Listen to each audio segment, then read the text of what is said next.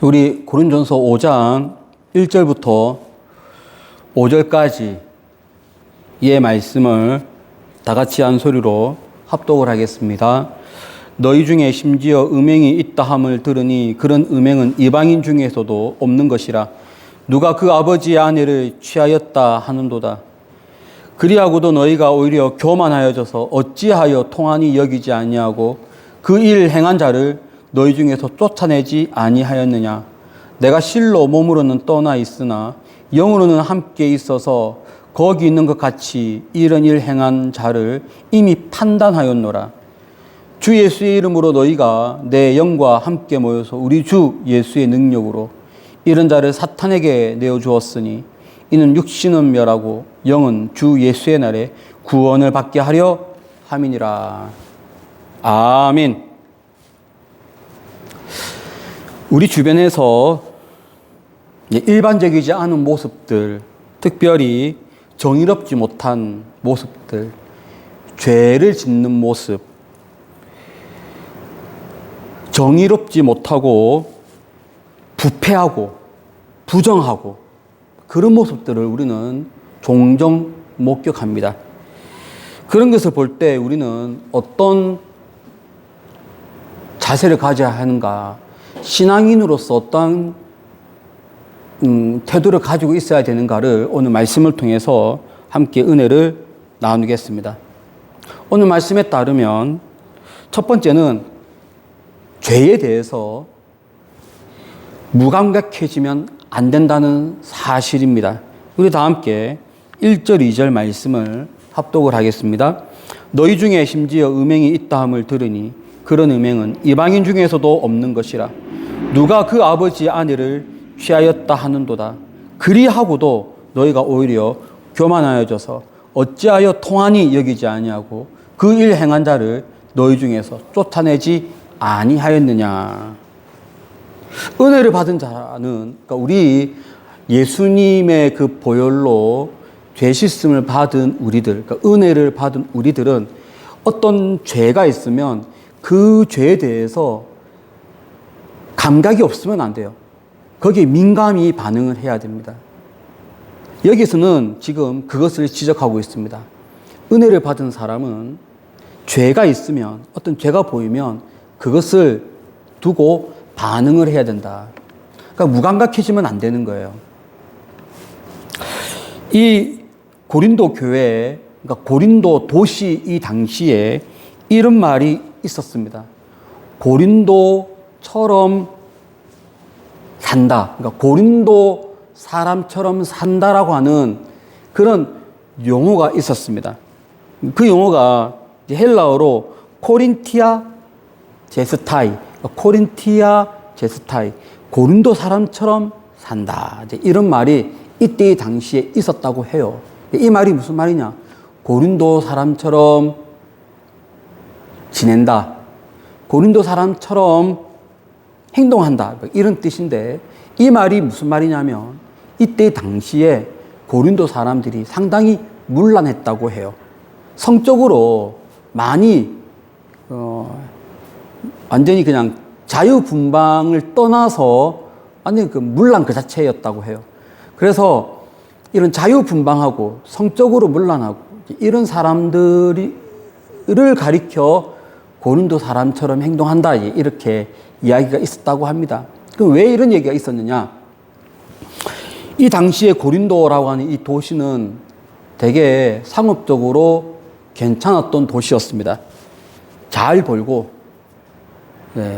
상업적으로 활발하게 매매가 이루어졌고, 그리고 이제 이 항구 도시다 보니 외부에 있는 문물이 많이 들어오고 또 우리 안에 있는 문물이 많이 나가고, 그러면서 자연스럽게 군인도 많고 여행객들이 많았던 도시가 바로 이 고린도 도시였습니다. 한마디로 이때 이 당시에 고린도는 우리 부산처럼 인천처럼 국제 항구 도시였습니다. 그러니 이런 도시들에서 경제가 많이 올라오니 사람들이 자연스럽게 유흥의 눈을 돌리게 되었고, 그 유흥 중에서도 성적으로 문란한 그런 것들을 많이 가지게 되었습니다. 뿐만 아니라 이런 경제적인 요인뿐만 아니라 이 도시의 대표적인 신이 아폴로 신전이 있었고요. 아프로디테 신전이 있었습니다. 아폴로 신전과 아프로디테는 모두 이 그리스 신화에서 기인된 것인데, 아폴로 신전을 갖다 아프로디테 신전을 갖다는 것 자체가 바로 성적으로 문란하다, 이건 아닌데, 그 신비 종교 자체가 이 성적으로 문란한 것을 정당화시키는 일을 좀 했습니다. 그러니까 이제 이 고린도 그러니까 고린도 지역에 있는 사람들은 그 당시에 고린도 도시가 갖고 있는 상업적으로 번창한 것 때문에도 성적으로 문란하고, 자기네들이 다니고 있는 이런 신전 때문에도 성적으로 문란한 그러한 도시가 바로 이 고린도 도시였습니다.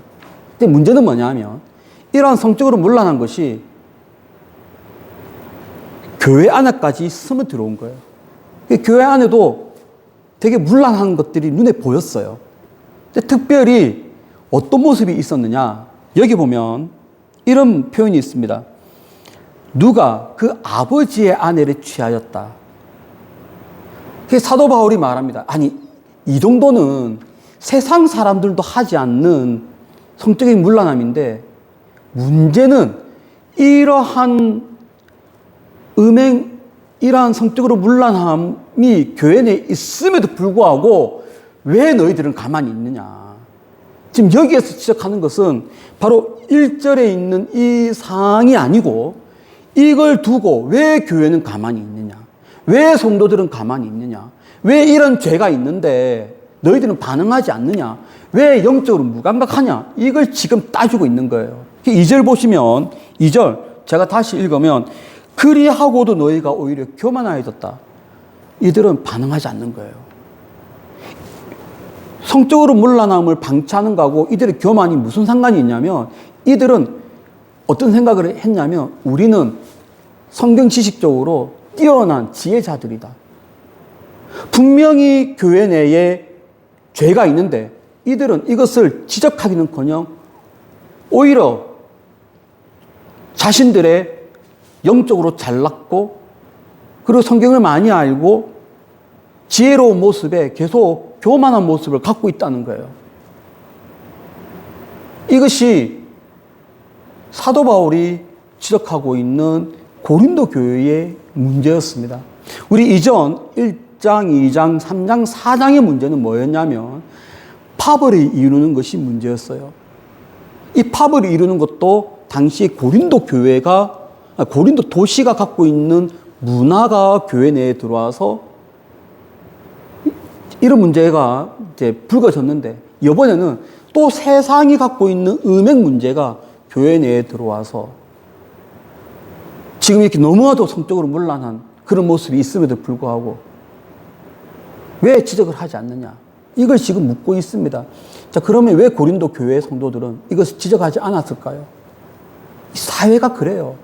이 고린도 도시 사회 자체가 너무 음행으로 문란하고 막 그러니까 거기에 대해서 교회 내에서 이런 일이 있음에도 불구하고 감각이 없는 거예요. 사도 바울이 분명히 말합니다. 무엇이 옳은 것이냐, 그에 대해서 분명히 애통하는 마음을 가져야 된다라고 이야기하는 거예요. 제가 한번 2절 말씀 다시 한번 합독해 볼까요? 2절 말씀 합독하겠습니다. 그리하고도 너희가 오히려 교만하여져서 어찌하여 통하니 여기지 아니하고 그 일 행한 자를 너희 중에서 쫓아내지 아니하였느냐. 통하니 여기지 아니하느냐, 이 말은 기분 나쁜 정도가 아니고, 아유 기분 나빠 이런 정도가 아니고 마음을 아파하는 걸 말합니다.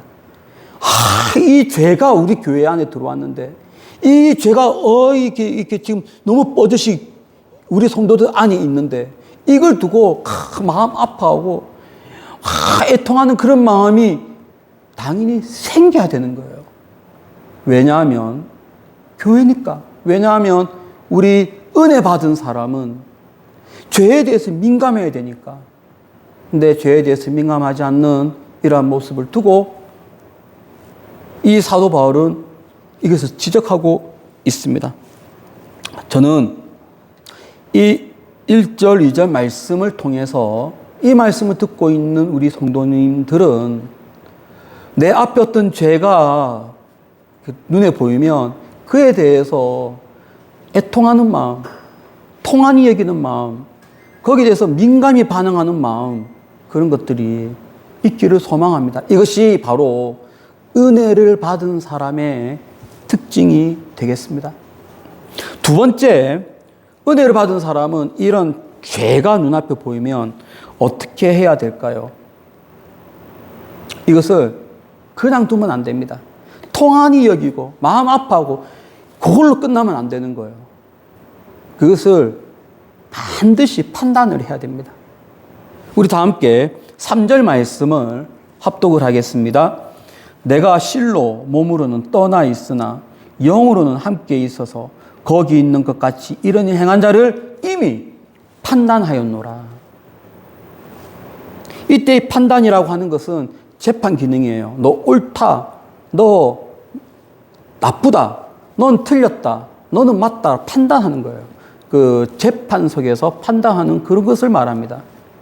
이것을 두고 마음을 통한이 여길 뿐만 아니라 판단을 해야 돼요, 빨리. 그래서 너는 그 틀렸습니다.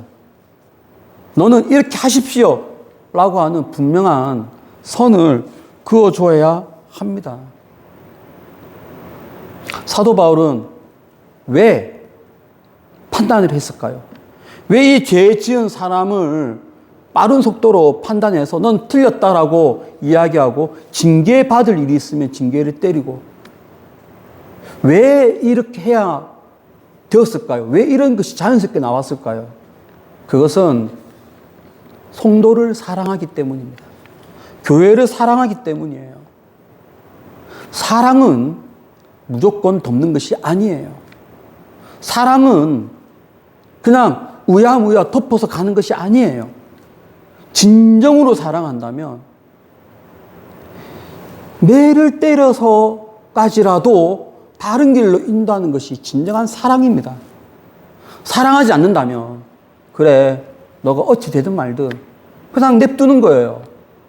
사랑하기 때문에 판단하고 그리고 그 판단에 따라서 일정한 징계를 주고 그렇게 하는 거예요. 이것이 바로 사랑하기 때문에 이 사람을 그대로 냅두는 것이 아닌 것입니다. 저는 우리 성도들이 모든 성도들을, 모든 교회를 사랑하는 마음을 가져야 되거든요. 그럼 사랑이란 무엇인가? 무조건 돕는 것이 아니다. 사랑은 함께 가는 것입니다. 그러면 이렇게 성도들을 판단해서 그 최종 목표가 있어요. 최종 목표는 무엇이냐? 우리 다 함께 5절 말씀을 합독을 하겠습니다. 이런 자를 사탄에게 내어 주었으니 이는 육신은 멸하고 영은 주 예수의 날에 구원을 받게 하려 함이라. 사도 바울이 교회 성도들 중에 나쁜 일을 해서 판단을 내려요. 판단하는 이유. 판단하고 징계 내려서 영원히 그냥 일어서지 못하게 짓밟는 것이 목적이 아니에요. 판단하는 이유는 사랑하기 때문에 이 영혼을 올바른 길로 회복하는 길로 가도록 하기 위해서 사도 바울은 이렇게 성도들을 안내를 하는 것입니다. 우리는 이런 과정을 통해서 다 구원을 받았습니다. 나도 큰 죄인이었습니다. 나뿐만 아니라 우리 모든 성도들이 다 큰 죄인이었습니다. 그러나 우리가 모두가 다 예수 그리스도의 사랑을 받았어요. 예수 그리스도의 사랑을 받지 않았다면 우리는 영원히 그냥 지옥불에 떨어질 존재였습니다. 그 사랑을 받고 우리는 나의 죄에 대해서 징계를 받았어요. 그 징계가 바로 예수 그리스도의 십자가의 형벌입니다. 그 징계를 받고 이제 우리는 구원을 받았습니다. 이제 우리는 천국으로 갈 수 있는 길이 열렸어요. 이것이 예수님이 나를 그렇게 구원으로 인도하는 것만이 아니라 나도 그런 마음을 가지고 성도들을 대해야 되는 것입니다.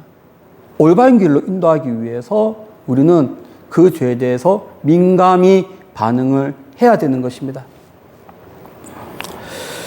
이것이 우리 교회뿐만 아니라 가정에서도 똑같아요. 우리 자녀가 나쁜 길로 가고 있어요. 근데 이것을 계속 방치하면은 그 아이는 그것이 맞는 줄 알고 더 가면은 나중에는 그 죄의 모습이 자기의 습관이 되어버리죠. 일찍 잘못된 모습을 잡아야 됩니다.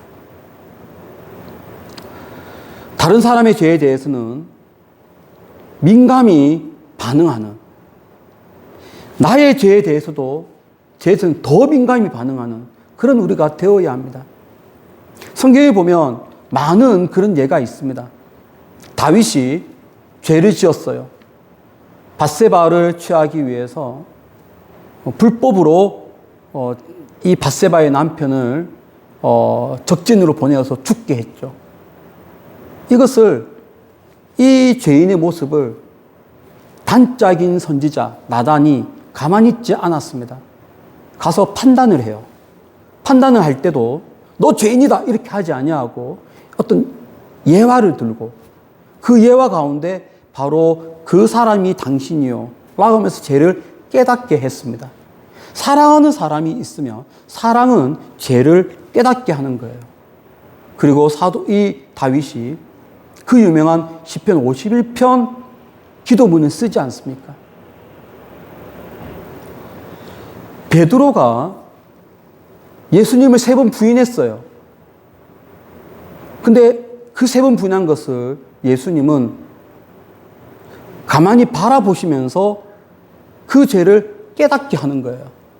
그리고는 베드로가 그걸 깨닫고 정말로 주님의 제자로서 사명을 감당하는 사람이 되었습니다. 우리 모두가 이런 모습을 갖기를 소망합니다. 죄를 지은 사람이 있으면 그것을 묻어가지 말고 그것을 때로는 조심스럽게, 때로는 온유한 마음으로, 때로는 대화를 통해서, 때로는 여러 가지 방법을 통해서 죄를 깨닫게 하고 그리고 그 사람을 구원케 하는 쪽으로 갈 수 있는 그런 여러분의 신앙 자세가 되기를 축복합니다. 그래야 여러분의 그러한 은혜로운 행위를 통해서 많은 사람들이 주님께로 돌아오고 주님께 회개하고 주님께 바로 설 수 있는 그러한 신앙생활 되시기를 예수 이름으로 축원합니다. 기도하겠습니다. 은혜와 사랑이 풍성하신 하나님 아버지, 우리가 이 죄에 대해서 민감하게 반응할 수 있도록 은혜를 더하여 주옵소서. 예수님의 거룩하신 이름으로 기도드립니다. 아멘.